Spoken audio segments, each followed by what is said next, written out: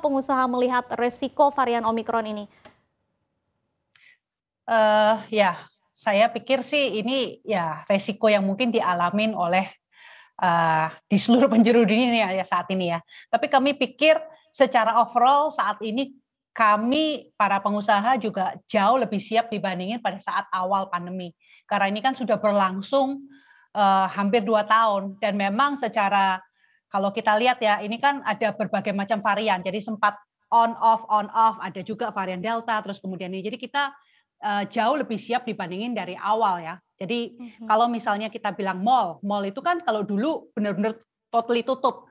Nah, terus kemudian kita dengan adanya aplikasi Peduli Lindungi dengan berbagai macam, kita secara nggak langsung jauh lah secara protokol itu jauh lebih siap dari sebelumnya. Jadi kami harapin sih ya seperti tadi katanya Mbak Eksis ya, kalau tidak ada rem mendadak, kami masih cukup optimis dalam kondisi Nataru ini. Sejauh ini seperti apa sih setelah tahun 2021 sudah hampir kita lewati, kurang lebih 1 minggu lagi kita menuju ke 2022, untuk kinerja di sektor retail sendiri seperti mall, kita sudah melewati titik kritisnya ya, waktu itu Delta, sekarang sudah mulai pulih lagi, apakah sudah kelihatan ada perbaikan di industri ini, khususnya mungkin dari daya beli masyarakat?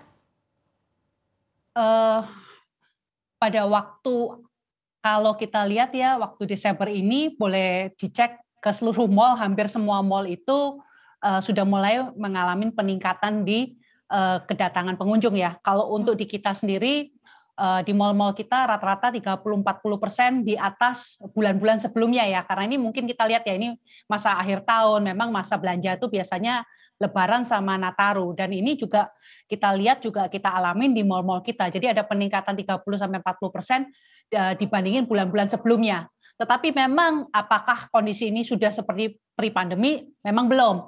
Kita masih di bawah pandemi ya, in terms of kunjungan ya. Tapi saya pikir bahwa sektor ini sudah mulai pick up, kecuali kalau misalnya ada lockdown dari pemerintah yang memang ya pasti kita nggak bisa lakukan apapun juga. Tapi kami harapkan itu nggak terjadi karena sekarang kita lebih siap, pemerintah juga saya yakin jauh lebih siap dengan apa yang mereka terapkan saat ini, sehingga mungkin efek itu hopefully lebih minimal. Nah, dengan adanya varian Omikron tadi seperti Bu Olivia jelaskan juga jadi salah satu resiko ya, walaupun sangat tergantung nanti dengan bagaimana pemerintah merespon dengan kebijakan-kebijakannya. Apakah ini juga bisa berpotensi mengurangi minat belanja masyarakat menurut Bu Olivia? Saya pikir kalau minat belanja masyarakat kita lihat ya, kondisi secara ekonomi saat ini kan boleh dibilang menuju perpulihan. Dalam artian kalau misalnya kita lihat kalau mungkin tahun lalu masih banyak rasionalisasi daripada karyawan atau pemotongan gaji atau apa, dan kita lihat di akhir tahun ini kita lihat kondisi itu sudah mendekati normal. Jadi itu kan kembali ke daya beli masyarakat. Selama daya beli masyarakat masih ada, dan saya yakin saat ini daya beli masyarakat jauh lebih meningkat dibanding pada saat awal-awal pandemi. Dan mereka mungkin punya pent up demand ya, selama berapa lama mereka tidak bisa shopping. Nah ini pada saat ini kondisi sudah terbuka, ekonomi sudah sedikit lebih membaik, dan mungkin secara pendapatan sudah mulai menuju ke normal, saya pikir selama tadi tidak ada rem darurat, mereka akan tetap belanja ya, paling enggak minimal untuk ke F&B, makan di luar, untuk apa. Nah, itu yang kita lakukan, kita juga lihat peningkatan traffic itu terjadi di outlet-outlet dari F&B yang ada di mall-mall kita.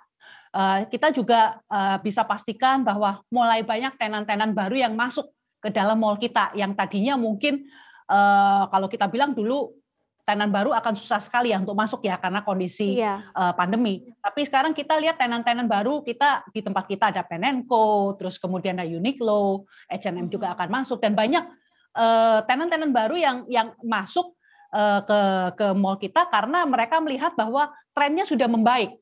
Jadi ini kan kalau mereka mau masuk itu kan mereka berpikir bahwa oke, kondisi belum 100% pulih, tapi mungkin mereka tidak mau ketinggalan kereta. Mereka nggak mau tunggu kondisi 100% pulih baru mereka mulai start. Jadi mereka curi start dengan melihat bahwa kondisi arahnya sudah ke track yang benar, ya mereka mulai start sekarang supaya mereka tidak ketinggalan kereta.